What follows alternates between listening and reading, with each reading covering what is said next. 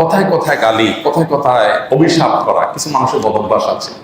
নবী করিম সাল্লাল্লাহু আলাইহি সাল্লাম জাহান্নামে যাওয়ার একটা বড় কারণ উল্লেখ করেছেন এটাকে, যে যারা কথায় কথায় গালি দেয়, কথায় কথায় মানুষকে অভিসম্পাত করে। নবী করিম সাল্লাল্লাহু আলাইহি সাল্লাম বলেছেন, লা ইয়াকুনুল মুমিনু তাআনান ওয়ালা লাআনান ওয়ালা ফাহিশান ওয়ালা বাযী।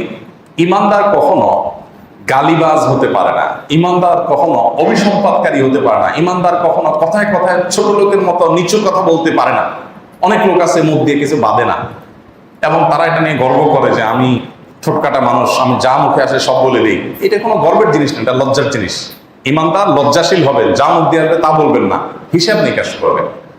তারা হলে সেটা একজন ঈমানদারের যে চরিত্র থাকা উচিত, সেই চরিত্রের সাথে সেটা যায় না, এটা ঈমানদারের চরিত্রের খেলাপ।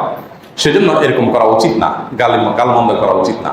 কখনো যদি আপনার খুব রাগ হয়, আপনি ভৎসনা করেন, কিন্তু এমন শব্দ দিয়ে যেটা কোনো গালি না হয়।